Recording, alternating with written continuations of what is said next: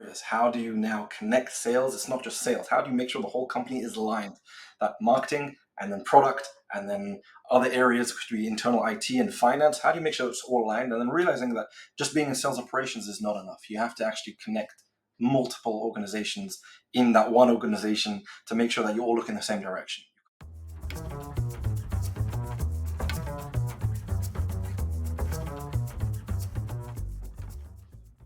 All right, everybody. Welcome to this episode of the RevAmp podcast. Really excited with our guest today, Yoni Spitzer, the VP of Operations and Head of RevOps at Coro.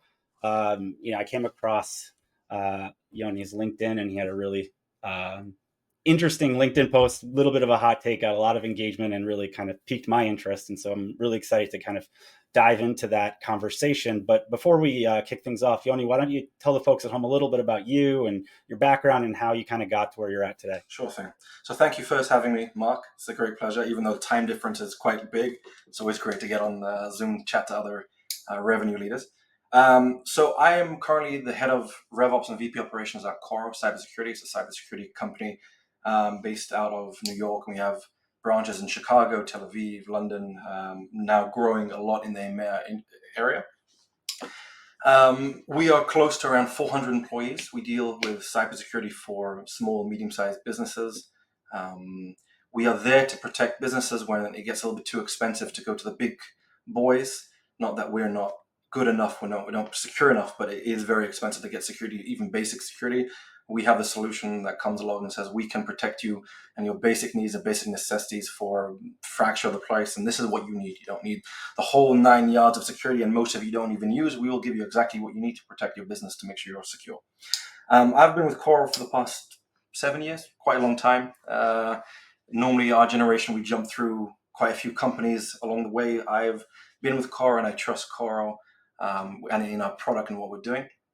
I grew in Coro really from the beginning. My previous history after the military was I was a lawyer for a very short time, then decided that lawyering is not something I want to do, and then shifted straight over into the world of high tech, which was amazing. 2018, what can I do in this world? It's so full of opportunities and things I can touch and play, and I have absolutely no certifications or anything that I can bring with me. I didn't learn engineering, so what exactly do I do in high tech and in a cybersecurity firm? So I started as a marketing research analyst, really looking in and using our product to see where would Coro be a good fit. This was before we had a sales team, before we had any sales structure, no revenue operation. Revenue operations wasn't even a thing. We're talking 2018, 17. It wasn't a concept.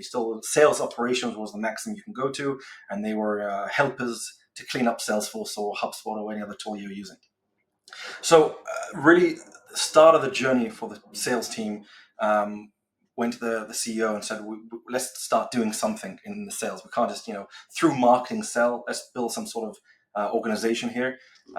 He put trust in me and took the chance and to start building. And we started building. We started just with a tool using HubSpot. We took HubSpot. Then it was very much into marketing. We sort of broke it and said, let's make it into a sales tool with the motions and the processes and the timelines and the workflows and all the triggers and notifications together with marketing. And then we hired our first salespeople and the first BDR. And then very, very quickly went from one salesperson and account executive and one BDR into a team of 25 within a year.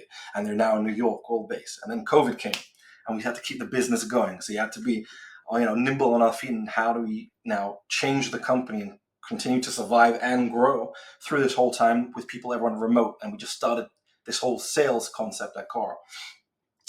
So at that stage, I already was in the sales operations and then shifted into sales operations director and just continued with the sales operations, helping, designing, making sure that all the deals and all the other structure that is around sales was intact. Now, quite slowly, took it to other areas. How do you now connect sales? It's not just sales. How do you make sure the whole company is aligned? That marketing and then product and then other areas, which could be internal IT and finance. How do you make sure it's all aligned? And then realizing that just being in sales operations is not enough. You have to actually connect multiple organizations in that one organization to make sure that you all look in the same direction. You can't build and design a product if you're not listening to what salespeople are succeeding and definitely what they're not succeeding. Most of the data is in your failures of sales and not in your successes. So you have to connect those 2 points and make sure that they're together.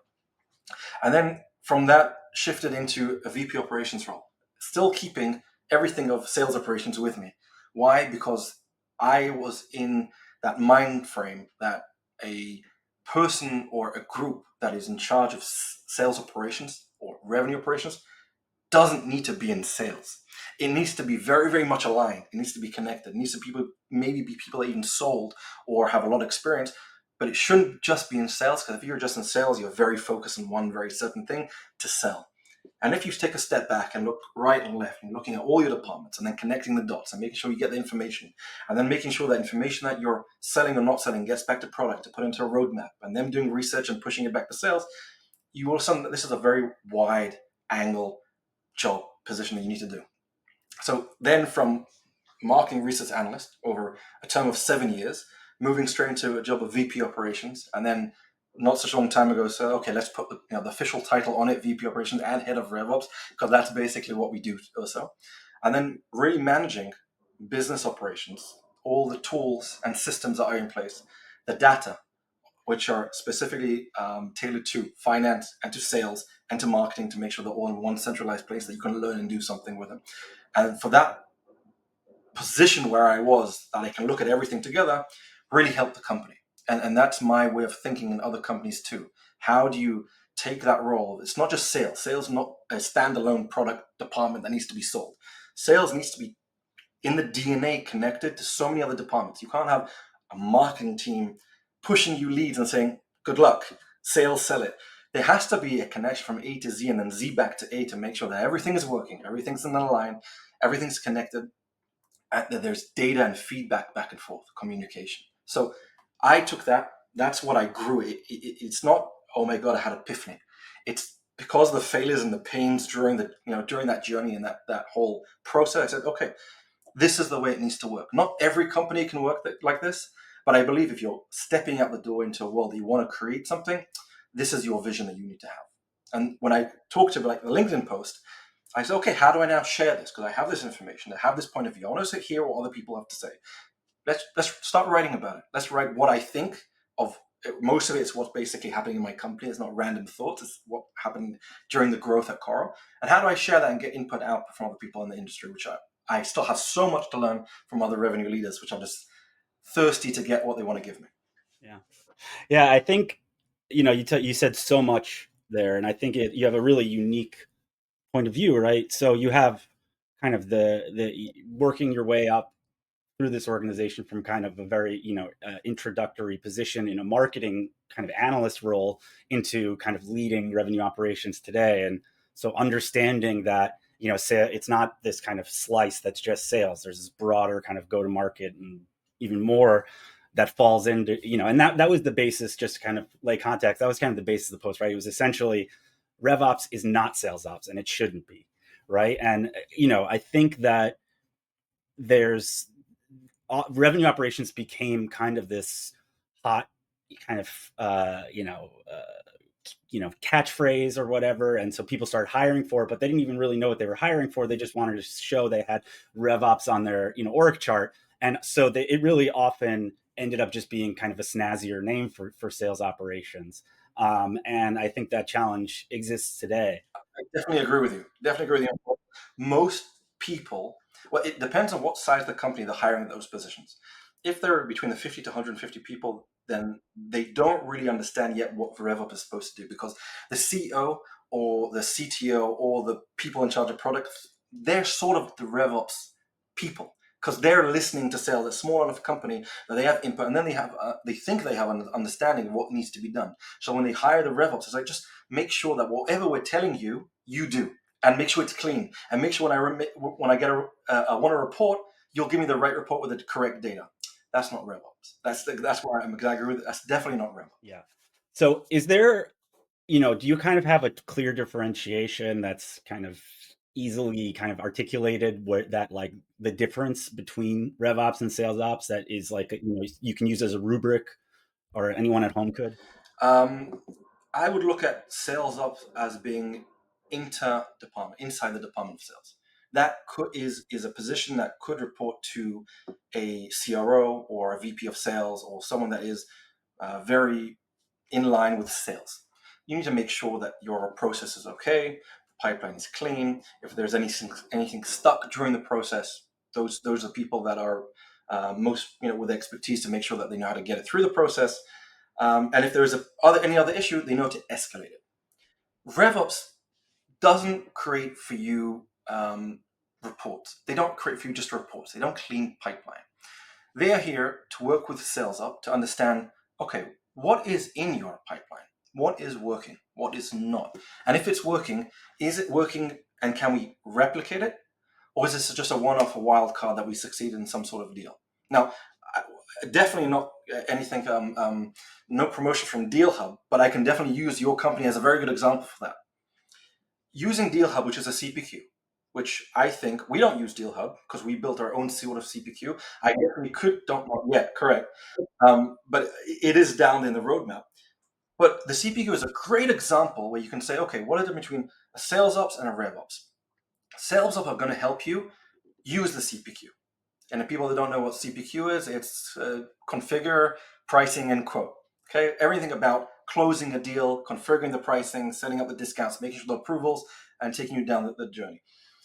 Revenue operations are the people that design how the CPQ is going to work.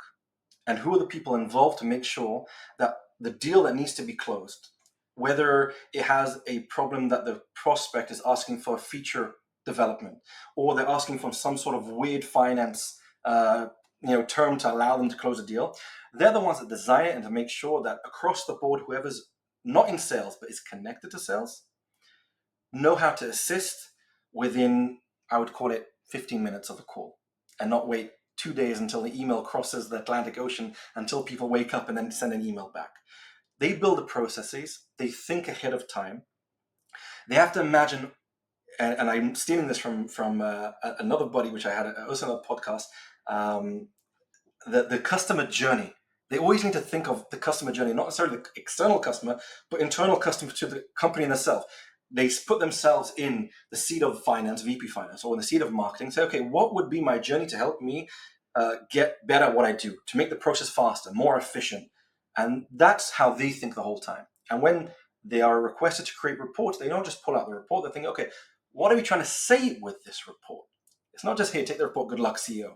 You have to give the point of the report, how it's going to help, and show also where there are problems. So really, in layman terms, I would say SalesOps, and this is no diss at any sales, they are more mechanical and technical driven. They get their hands dirty with the process and helping. And the revenue ops definitely need to get your hands dirty, but are more in the strategy side. Now, people shouldn't get lost and say, we just do strategy. Definitely not. That's not what revenue is, not RevOps is. But they have to think of the micro and turn it into macro and very wide perspective of the whole company. That's the way revenue needs to think. Yeah, I think that's music to a lot of people in RevOps' ears, right? I think there's a kind of internally, the people I speak to often really try to advocate for themselves to be in this more strategic role as RevOps, and like we've been talking about, can get kind of pushed into a CRM admin type role instead. It can go the other way, though. It can go that some revenue people that grew into the revenue role go into what they think is a consultation mode. We're here to consult the CEO. No, buddy, you're not here to consult the CEO. You're here to make sure that everything is working across the company so that, and I use a term and I write it also a lot, I have to make sure that there's always gas inside the car, in the engine. Whatever direction the CEO will decide to drive the car in the end, that's his prerogative. He can do that. But I need to make sure that everything is working as gas to take it in that direction. That's revenue. Yeah, I think that perfectly aligns with kind of how I often think about the differentiation. But there's one aspect that I've gotten a lot of kind of differing opinions about, and that's kind of the organizational structure. So, you had mentioned that you strongly believe that RevOps should report to an operational executive or leader rather than a revenue leader like a CRO. And I tend to agree, but I'm interested to hear your reasoning behind that. I'll give a real life example. You need to be, for revenue, you need to be in a place that you're very objective about everything. And if you're not in that sort of position, then I can't blame you. You're always thinking, how do I make sure that whoever I'm reporting to and the position I'm in and the department I'm in is going to hit their target, hit their quota. That's it. That's the way we think. If you don't think that way, then you're in sort of the wrong company. We're here to make sure we make money for the company and to be the most efficient, and then we have a product that is good for whoever's buying the product. But my job is to make sure we make money. Now, if I'm in a certain department, then automatically I'm thinking, how do I make sure my department is going to succeed? Oh, sales, let's say I'm in marketing. Oh, sales didn't actually meet their quota, but I made sure that they had enough pipeline and leads that they could have met their quota. That's not the right way of thinking. Now, what I came to a decision and very much pushed and pulled myself out of sales to be in this position that's in the middle was because that I can have a real conversation with the CMO and tell him, Mr. CMO, you now want to hire operations people that will deal with Pardot, with HubSpot, with other things that are marketing. You want to build processes. But if you're going to take them, put them in your team, you're going to be siloed. You're still going to build the best process, the best tool, the best landing page, the best messaging. You think you're going to do the lead routing the best way, but you're going to be siloed because your operations people are working for you, for marketing. If I'm going to take those operations people, and this is what I did, and we had quite a fight. I love him, but we had a pushback, and we still have pushback. It's still a challenge. If I'm going to take your operations people, they're hands-on, they're technical, and I'm going to put them in operations main team, and we are going to give you service the whole time. But now, when we talk about a campaign that's going to work, I'm not just saying, okay, let's talk about your campaign, let's close it. No, I say, okay, how is your campaign going to work? Great. And now, through the operations team that I'm building, what you need, shoulder to shoulder, they're sitting with also sales operations and business operations that work with Salesforce and other BDRs and other E's to make sure that that lead goes all the way down the road until it reaches an AE. And then that process doesn't get broken. Because you'll find every single company and any person that listens to this podcast will find and resonate with this, that there's always something broken in that lead routing. It didn't get right to the right team. Australian leads went to mayor. These people are below the certain threshold of a company. There's always something broken. Why? Because whatever they built is not exactly aligned with the rest of the process. Once you take those operations team and remove them from being siloed, remove them being just in those teams, they're giving service 100% to those teams, but they're under one centralized operations hub. You then manage to see a full process. You understand the full part. You can explain the full process. And when you need to show a report to the CEO, this is okay. Always the same thing. Every company the same. How much money has marketing brought into the company? How much money have they influenced? How many leads are they influenced in sales? You're always going to get a number from marketing. You're always going to get a totally different number from sales. And they never align, ever align. And no one understands why. And he's right and he's right. And no one understands why. This way, I'm not saying that we're going to be 100% aligned, but we're closing the gaps. We're making sure that whatever he's saying, yes, we understand it, and there is a reason, and these are the reasons, and most of what he's doing is going to where it's supposed to go. That's why I came to that point saying we need to stop with these silos and decentralized operations hub. Centralize them, bring great people. I have a saying, and I do this a lot. I hire only people that are smarter than me. Only bring them the best in the areas, the best in marketing, the best in sales, best in operations, best in CPQ and in data. Put them all together, and when they're knocking heads together and you just show them the right direction of what we want to do, they find the solutions already. And then you find the whole process is working very, very clean. Yeah, I think, I definitely agree. And I think there's kind of the person that kind of is managing that revenue organization or whatever it is needs to be kind of an unbiased arbiter, right? So if the CRO is essentially suffering from the same thing that the term RevOps does, where it's essentially a glorified VP of sales, they're going to have that sales hat on. And when they're arbitrating those things, they're going to, naturally kind of tend to side on with the salesperson and their needs, and I think that's probably to the detriment of this unsiloed organization. So as a sidebar, do you think that role CRO suffers from the same kind of fate as sometimes RevOps does, where it's defined as one thing, but in practice often ends up being this other thing? There are a few definitions of what a CRO is. Now, in my point of view, okay, other people that are pretty smarter will probably think differently, which is fine. A CRO needs to be the chief product officer's best friend. Best friend. Marketing needs to be underneath revenue. Customer success needs to be underneath revenue. Customer support needs to be underneath revenue. The chief revenue officer is looking at how do I make money for the company. One of the ways is by selling direct or through partners. My other way is to make sure that I don't have churn and I'm renewing and I'm upselling. They're not salespeople. They're different people. My other way to make money is to make sure that features and product that we're creating is in line in what we're selling or is needed by our prospects. If a CRO is in that seat and needs to be best friend with the product officer, and they have those daily conversations on what they're succeeding, what they're not, and it's not just in sales, it's in customer success. People want to leave because we don't have X. People want to stay because they love the certain product. Make sure it stays on the roadmap. And if that gets the chief product officer, that conversation and that relationship is the most important in the company. Everything else, marketing goes underneath the CRO. The marketing is to support whatever we need to do in sales or in customer success. But they both support that. If he can be in that sort of position, then we have a CRO which is objective. He sees how do I make money for the company, and not in that VP sales mind frame, how do I make sure my sales team just close quota, which is obviously the most important thing. They need a close quota. You want good sales people, you want to close business. But the moment he steps back in that position, then you can very much bring a revenue operations team back into that sort of circle, because then he's thinking across the board. Today, most revenue officers are not there. They're thinking how to do partnerships and how to create different opportunities. They do speak to the product officer and they give him the heads up, but it's not fully in a place that he says, okay, I'm looking at everything is underneath me and I can manage everything. There are very few CROs that I've seen in the whole industry are very much built that way. It's hard to be that way. You have to be a very, very, very wide perspective thinker of how to manage business. Sometimes, most of the time, you could be then elevate to a role of a CEO because it's very similar. CEO does also something like that, but CEO also has a different position in the company. So if he's in that sort of role, he's objective. If he goes in the mind state of sales, you need to remove RevOps from there.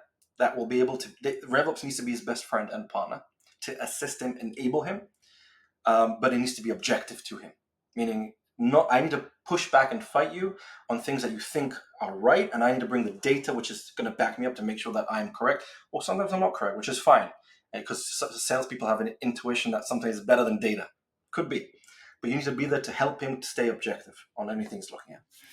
So, kind of having established organization-wise how the ideal state, the cross-functional nature of RevOps, interacting with all these different groups. Sometimes those groups have, unfortunately, misaligned incentives, let's say sometimes, or they're, those silos, even though we try as we might to break them, exist.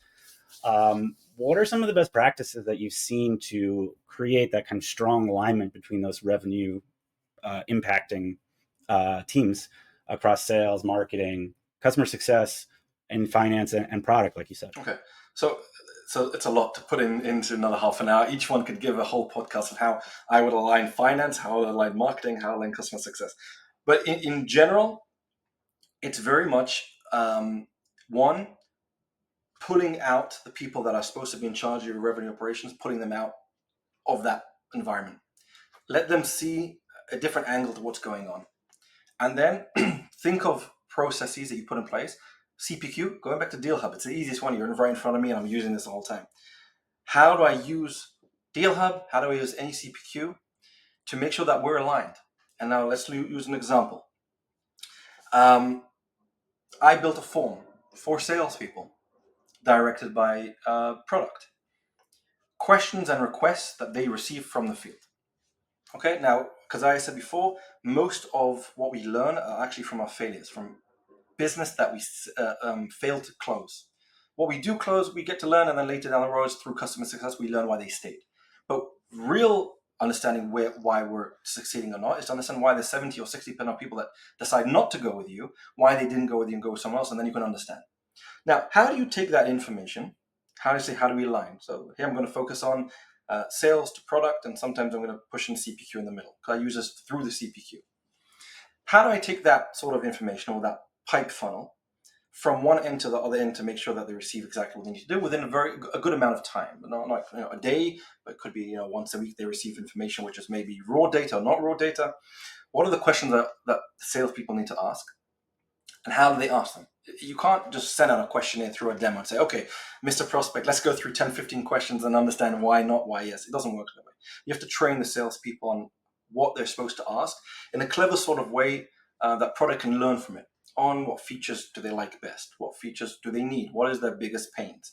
What competitor are they using, and why they're using that competitor? And you'll receive from the keywords that they're saying, you will learn a lot about the product and what you need to create and develop. Because he might say, I'm using a competitor because I am very scared of X. And you say, okay, that competitor is pretty strong at that, and he's not using anything else. I have that plus more, and I give it to him, and maybe I need to develop a little more. That needs to feed back to product. And product needs to understand, okay, is this one deal that I lost, or is it 50 deals? Now, he needs to receive that information in a clever sort of way that he knows how to act with it. And he'll receive back those questions and the answers, and you'll say, okay, I see there's a trend between many of the companies that were trying to push a certain product. And we see that there's an issue that everyone is saying that we want your product, but if it only had something X, we would definitely buy it. He needs to take that, and now he's going to say, okay, I'm going to push it on the next feature update, and goes ahead, starts developing it, pushes it out. He just created something what the field is asking for. Now what he needs to make sure that alignment back. Product wants to see, if he created this feature now, is it actually what is now pushing the needle and closing deals? Because many times we hear salespeople just saying, yes, I can't close a deal. Product, that's our problem. It's not my sales expertise, it's product. The product's not good enough. So product now needs to go back and say, okay, I need to monitor this. I just developed something. We said out of 100 deals, 50% of them didn't close because of this feature. Let's test it. Let's now see out of the next quarter, we're pushing specifically this. Our deal's going to close more or not. And if they do, and that information, that means they need to now have a good insight to what is going on exactly in sales, the conversion rate, how many deals are closing, what the deal sizes are, the average deal size, how long did it take. All these parameters, you need to see if it changes. You think, why is it connected to product? It's very connected to product, because if the time cycle went from 6 months to 3 months because of that feature, he knows, okay, we struck gold. This is what people are looking for. Let's continue developing and maintaining it and creating more for this feature. And that's how you align from one example, sales to product. Now, you can create that funnel, or you can use a CPQ. You can go to the CPQ and say, okay, put inside the CPQ, he wants permission, he wants to close the deal, but he wants us to make sure that we're going to deliver on the roadmap, and then I can call it a certain product. The CPQ needs to take that information in the deal and then be able to pull out from the CPQ all that information to feed it straight to product.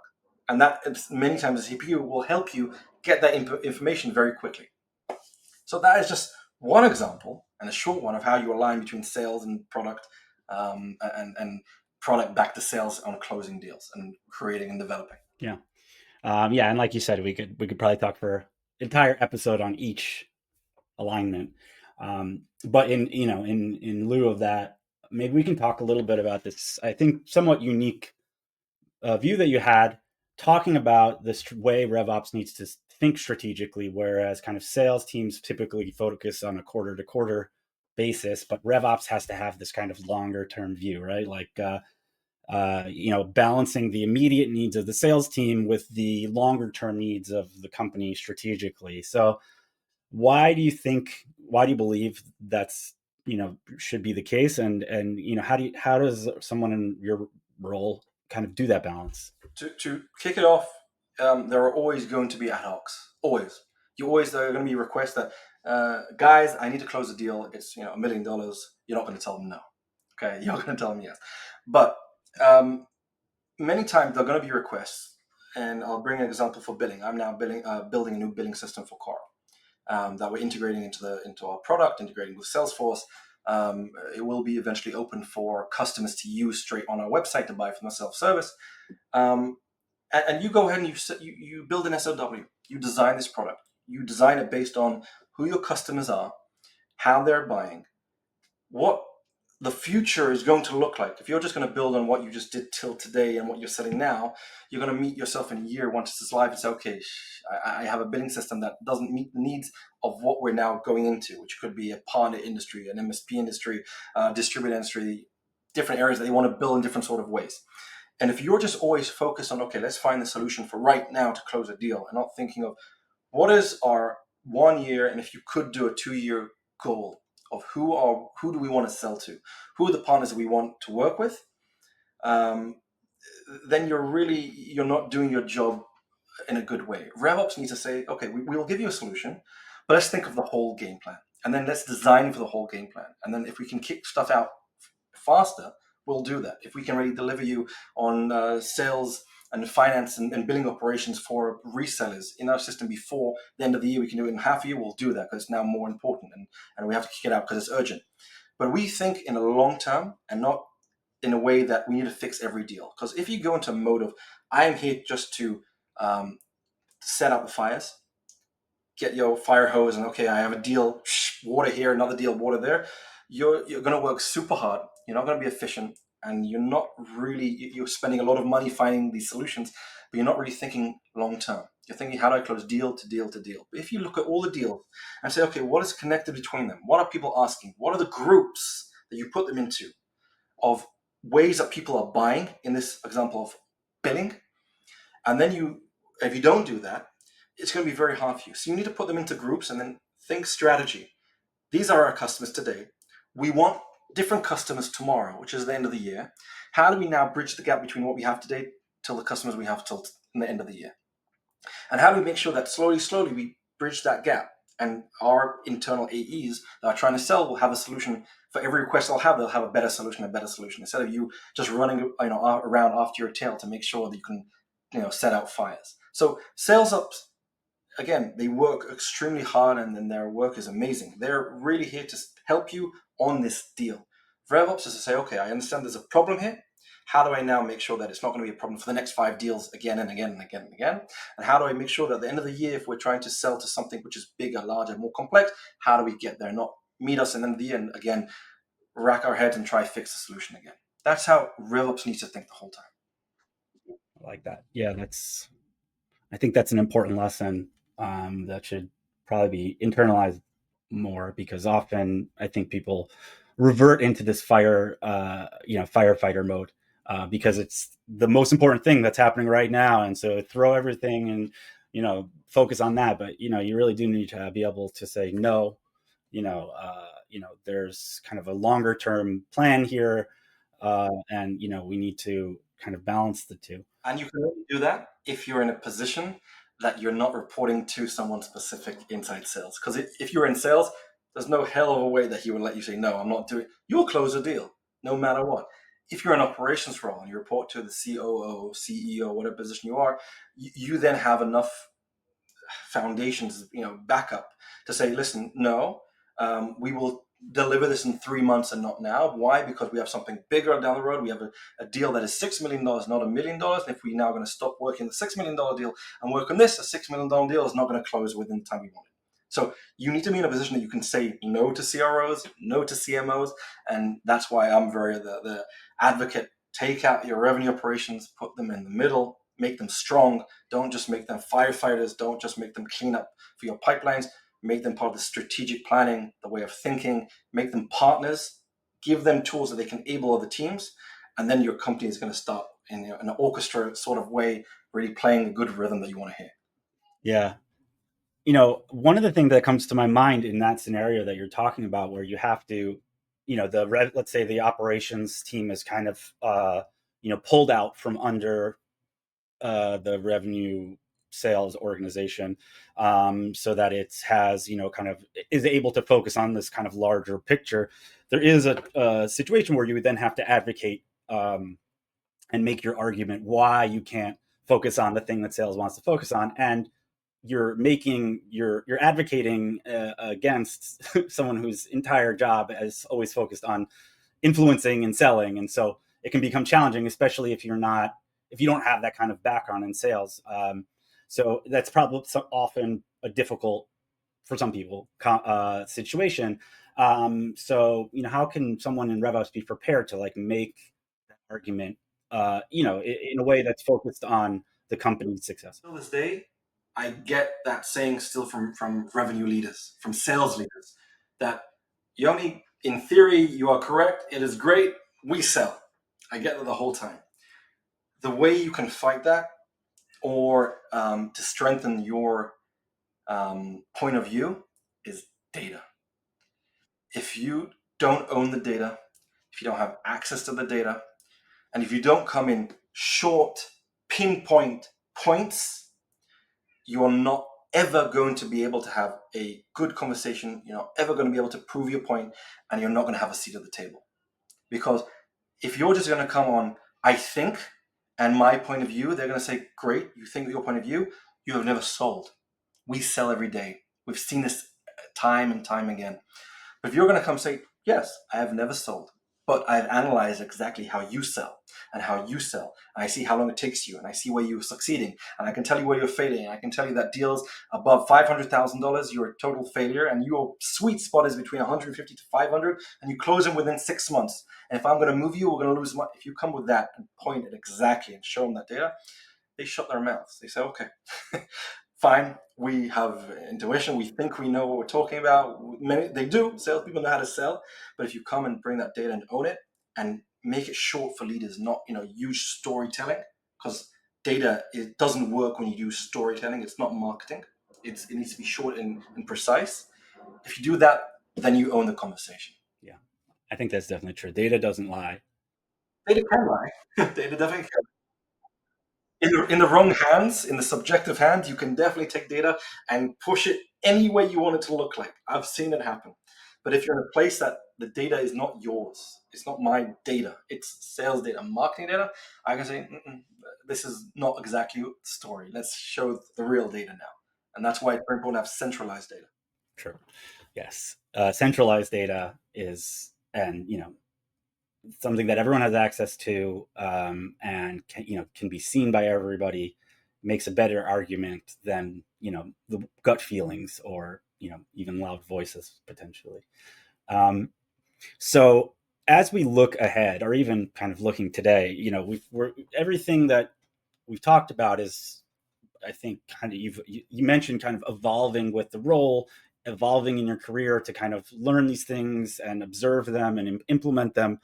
But the last few years have, the pace of change has turned up to 1,000, and we've had some technological paradigm shifts that are in progress right now that look to potentially upend everything. So obviously, I'm kind of referring here to AI and its place in everything.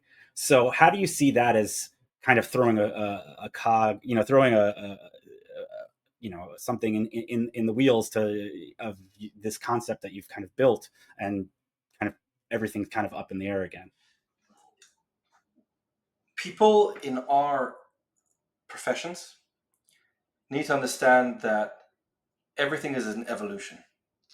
Years ago, you used to sell with a handshake. You had to go, when I say years ago, we're talking about pre-2020. I had to get on a plane to go close a deal and sign a document with someone if it was a deal of $1 million. I had to go and meet someone in South America to give him the engineering solutions of what I had to do. And then all of a sudden came, not a new concept, okay, Zoom, WebEx, Google Meets, and said, listen, guys, you're going to save thousands of dollars on flights and hotels, and we're now going through an evolution, and they would call it even a revolution. Get on the boat. Yes, you don't need to fly anymore. You now need to strengthen your skills and how you sell and be a salesperson via Zoom. Podcasting didn't exist before 2020, 2019. You had people on YouTube used to chat, but this sort of setup with all these different companies that are coming along saying, let's share ideas. Let's make this world a tiny village that we can share information and share ideas through something so simple and so complex like a podcast is evolution. Now, us as RevOps people need to make sure that the company are always ready for the next step in technology. That's your point in the company. You have to be ready for it. And you have to prepare and train the salespeople to be ready for it too. And sometimes you're going to make hard decisions. For example, sometimes you're going to cut half the BDR team. Why? Because you've now added in a bot that knows how to do what you do. And yes, you save money. Yes, efficiency has went up. Yes, you don't need people. You need less office space. And your company are now doing better. Does that mean you have to get rid of the entire company? No. But AI is definitely coming to places which will make some people will lose their jobs, but it's losing their jobs, and you need to get a lot smarter on how you need to now utilize and leverage the AI to get better at your job. Now, am I scared of AI? Potentially, yes. It could one day be smart enough to, a CEO is going to come with an idea and say, listen, just build me this, tell me, look at my customers, give me, analyze it. He'll analyze it way quicker than I can do, even just open up the file in Excel, analyze it, tell me what I'm selling, tell me how long it takes, tell me who my best market is, look at ChatGPT, ask it what would probably be the best marketing ad and to what audience I need to do it to sell more successfully, because it's out there. It's data. It's metadata that exists in the world that AI one day will be able to have all that and be able to use it for whatever need, for good and for very good and sometimes for bad. But in our case, hopefully for very good for selling. Now, in my world of revenue operations, there are so many AI tools, and you can get lost so fast with AI tools. I am a huge advocate. Buy tools, only buy tools that you know how to manage and you can see a different ROI through it. If you're just buying AI tools for the fun of it because it's trendy, oh my God, it's cool, it will now listen to all my phone calls and tell me blah, blah, blah, great. But if you don't have a person sitting on the other end that is setting up to listen correctly, to analyze correctly, to then take that feedback and then train it to your salespeople how to sell better because they listened to a phone call. If you don't have that set up and you're just buying AI, then you just wasted a few $1,000s. So, am I scared of AI? Yes and no. Am I excited by it that I can use it better for sales, better for deals, make it faster, better for product to understand what people want to buy, what they don't want to buy, better for product marketing? 100%. We use it, buy it, but just make sure you have the right people, smart people that know how to use it correctly and utilize and leverage for the company. And if you do that, I can. This is not a bet. This is not an intuition. I 100%. You will grow and grow revenue company because it will make it everything faster. If it took you 2 weeks to analyze data and think about and look at a certain industry that you want to deal with and sell to, you're going to do it within a minute because it will tell you within a minute. It will give you an output. This is what you need to do. And I believe that's the future. That's the future of everything. We used to fly, now we do Zoom. We used to go and analyze with hundreds of hours of BI analysts to look at data. Soon I'll have a computer, an AI, which probably already exists, that will give it to me. I will just maybe point it in a few directions and give him a few rules of what I'm looking for and how, and he'll give me the right information. And then I'll need people to QA it, just to make sure that the AI is actually correct and it's not telling me wrong information. Yeah. Yeah, you got to watch out for those hallucinations. Um, yeah, I think that's a really great place to kind of put a pin in it for now.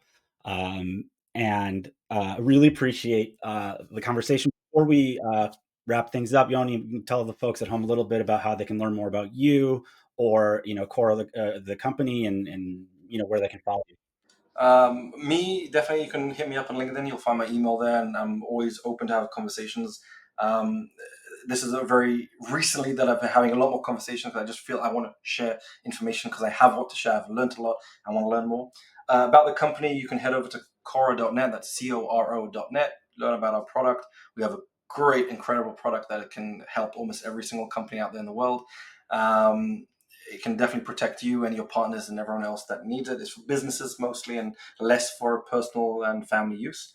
And then head over to Deal Hub because they also have a very good product, which they try to sell me quite often. I do want to buy it. I will buy it. I just need to set up my team a little bit more better that we can receive it in a better way. And then definitely we'll probably get Deal Hub. So thank you again, Mark, for having me. Yoni, with that, that's a great way to end things. Thank you so much for joining us today.